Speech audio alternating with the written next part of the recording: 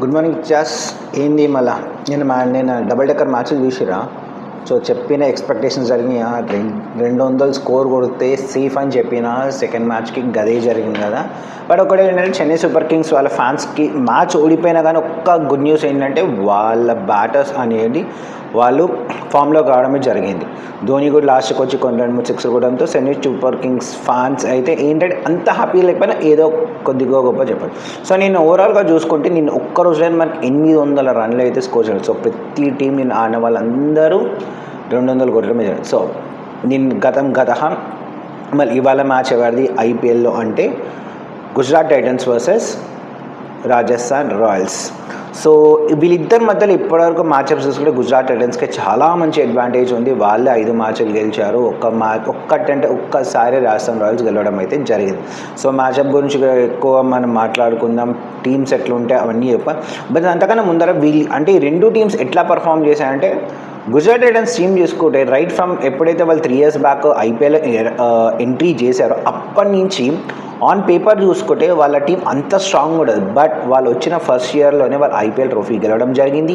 Second time వచ్చేసి వాళ్ళు రన్నర్అప్స్కి వెళ్ళారు. లాస్ట్ టైం అయితే ఎలిమినేట్ అయ్యారు.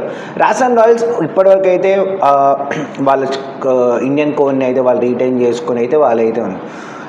ఈసారి కూడా గుజరాత్ టైటన్స్ ఏంటంటే పేపర్ మీద వీక్ అనిపిస్తున్న టీము, బట్ ప్లేయర్స్ మాత్రం భయంగా ఆడుతున్నారు.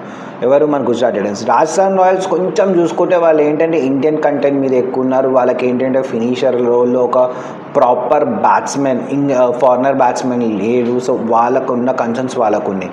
సో మళ్ళీ ఈ మ్యాచ్ ఎక్కడ జరుగుతుంది? నరేంద్ర మోడీ స్టేడియం అహ్మదాబాద్లో జరుగుతుంది. So it will be a home ground for Gujarat Titans. ఈ పిచ్ ఏంటంటే మనకు రెడ్ సాయిల్ పిచ్ ఉంది, బ్లాక్ సాయిల్ పిచ్ ఉంది. సో ఏ పిచ్ ఇస్తారో తెలియదు కాబట్టి మనం అంతగా జడ్జ్ చేయలేము ఎలా వస్తుంది అని చెప్పి. బట్ గుడ్ థింగ్ ఏంటంటే ఒక హై స్కోరింగ్ గేమ్ అయితే పక్కా ఉండబోతుందని నాకైతే అనిపిస్తుంది అన్నమాట. ఎందుకు అంటే ఈ పిచ్లో ఏంటంటే ఓవరాల్గా చూసుకుంటే మనం ఐపీఎల్లో జరిగిన మ్యాచెస్ అన్నిటికీ ప్రతి బ్యాట్స్మెన్ ఆన్ అండ్ యావరేజ్గా 9.75 or 10 runs per over కొడుతూనే ఉన్నారు. సో 10 runs per over వేసుకున్నా కానీ ఇట్ విల్ బి 200 స్కోర్. సరే మంచి బ్యాటింగ్ ఫీస్ అయితే ఉండబోతుంది, దట్స్ ఫర్ షూర్ అనిపిస్తుంది. సో టీమ్స్లో ఏమైనా చేంజెస్ చేస్తారంటే గుజరాత్ టైటన్స్ వాళ్ళు నాకు తెలిసి వాళ్ళ దాంట్లో కసీకో రబాడా ఎవరైతే ఉన్నారో తను ఆల్ ఆఫ్ ఎ సడన్గా సమ్ పర్సనల్ ఎమర్జెన్సీ వల్ల తను వాళ్ళ హోమ్ కంట్రీ అయిన సౌత్ ఆఫ్రికాకి వెళ్ళిపోయాడు. సో తను మళ్ళీ వస్తుంటే తన రిటర్న్ గురించి అయితే ఇప్పటికైతే ఎలాంటి అప్డేట్ అయితే లేదు. సో గుజరాత్ టైటన్స్ టీం ఎలా ఉంటుంది అనుకుంటే నాకు తెలిసి వాళ్ళ openers same Sai Sudharsan, Shubman Gill, Jos Buttler, Washington Sundar, Rutherford, Tewatia, Shahrukh Khan, Rashid Khan, Sai Kishore, Mohammed Siraj, Prasidh Krishna, Ishan Kishan or Arshad Khan వీళ్ళిద్దట్లో ఒకరు. సో ఏమైందంటే కసీకో రబాడా తిరిగి వాళ్ళ టీంలో జాయిన్ అయిన తర్వాత కిషాన్ మాత్రం సూపర్ సబ్గా రావడం అయితే జరుగుతుంది. ఎందుకంటే బౌలింగ్ కొంచెం స్ట్రేట్ చేయాలి కాబట్టి. రాజస్థాన్ రాయల్స్ టీంలో గురించి మాత్రం నేను ఇద్దరి గురించి అయితే ఇన్ డీటెయిల్గా మాట్లాడాలనుకున్నాను. ఒక్కటి రషీద్ ఖాన్ అయితే తన 600 పైగా వికెట్లు తీశాడు T20, బట్ అంతగా అయితే పర్ఫార్మెన్స్ లేదు. బట్ ఆ పర్ఫార్మెన్స్ని ఇన్లైట్ కాకుండా అంటే ప్రొజెక్ట్ చేయకుండా చేస్తున్న ఇంకొక బౌలర్ వచ్చేసి సాయి కిషోర్. అద్భుతంగా బాల్ చేస్తున్నాడు. చాలా అంటే చాలా ఉన్నారు. హైయెస్ట్ వికెట్ టేకర్ ఉన్న నూర్ అహ్మద్ వాళ్ళ తర్వాత తినే హైయెస్ట్ వికెట్ టేకర్ ఉన్నాడు స్పిన్నింగ్లో. అది ఇంకొకటి రూథర్ఫర్డ్ యాక్చువల్లీ రాజస్థాన్ రాయల్స్ వాళ్ళు బేస్ ప్రైస్కి తీసుకున్నారు. బట్ తనైతే ఈ ఐపీఎల్లో ఎక్స్పెషల్లీ గుజరాత్ టైటన్స్కి అయితే ఒక అద్భుతంగా ఆడుతున్నాడు. గ్లెన్ ఫిలిప్స్ లాంటి ఒక అద్భుతమైన ప్లేయర్ని కూర్చోబెట్టి రూథర్ఫర్డ్ని ఆడిస్తున్నాడు అంటే చాలా మంచి తను ఎలా పర్ఫామ్ చేస్తున్నాడో మనకు అర్థమవుతుంది. సో ఒక పక్కన రాజస్థాన్ రాయల్స్కి మాత్రం వాళ్ళ కెప్టెన్ సంజు శాంసన్ రాగానే వాళ్ళు అయితే విన్తో స్టార్ట్ చేశారు. రియాన్ పరాగ్ కూడా ఫ్రీ అయిపోయాడు క్యాప్టెన్సీ బాధ్యతలు. సో తను కూడా వాళ్ళకి మెయిన్ ఇంపార్టెంట్ ఏంటంటే వాళ్ళ ఓపెనర్ బ్యాట్స్మెన్ అయిన జైస్వాల్ ఫామ్లోకి రావడం జరిగింది. కరెక్ట్ టైంకి ఫామ్లోకి వచ్చాడేమో అని నాకు అనిపిస్తుంది. మళ్ళీ చూడాలి ఇవాళ ఎలా ఆడతాడో అని చెప్పి. వాళ్ళ టీం చూసుకుంటే వాళ్ళ captain wicket keeper Sanju Samson, SSV Jaiswal, తర్వాత వన్డౌన్ వచ్చేసి Nitish Rana, rayon Parag, దూజురెల్, Shimron హిట్మైర్, Varendra హసిరంగా, Jaffa Achar, Mahesh Theekshana, Sandeep Sharma, Kumar Karthikeya are Tushar Deshpande. ఇది వాళ్ళ టీమ్ ప్లేయింగ్ 11 ఆర్ ప్లేయింగ్ 12 ఉండొచ్చు. సో కుమార్ కార్తికేయ ఇంపాక్ట్ సబ్గా వచ్చే ఛాన్సెస్ అయితే ఉన్నాయి. ఇక్కడ వీళ్ళ దగ్గర ఉన్న ఒకే ఒక కన్సర్న్, నేను ఫస్ట్ వీడియో నుంచి చెప్తుంది ఏంటంటే వాళ్ళకి ప్రాపర్ ఫారెన్ ఫినిషర్ లేకపోవడం, బ్యాటింగ్ డెప్త్ మొత్తం ఇండియన్ కంటెంజెంట్ మీదే ఉండడం. దానివల్ల ఏమైంది, వరుణ్ హజరంకాని వాళ్ళు అప్ ద ఆర్డర్ పంపిస్తున్నారు. వరుణ్ హజరంకా కూడా తన మిడిల్ ఓవర్స్లో చూస్తున్నారు. సో వీళ్ళకి ఏంటంటే ఒక ప్రాపర్ బౌలర్ కూడా లేకపోవడంతో జాఫర్ ఆర్చర్తో పాటు సందీప్ శర్మ ఇద్దరు ఉండడం, వీళ్ళిద్దరుతో ఉండడం తీక్షణ స్లాగ్ ఓవర్స్లో ఒక ఓవర్ వేయాల్సి వస్తుంది. బట్ తనైతే చాలా అద్భుతంగా పర్ఫామ్ చేస్తున్నాడు. సో వీళ్ళ దాంట్లో కంపారిటివ్లీ స్పిన్నర్స్ చూస్తే కనుక వాళ్ళ Rashid Khan T20 specialist bowler, ఇంకా సాయి కిషన్ ఉంటే ఇక్కడ మహేష్ దీక్షిత్, ఇంకా వరుణ్ స్పిన్నర్స్ ఇద్దరి మధ్యలో బాగానే ఉంది.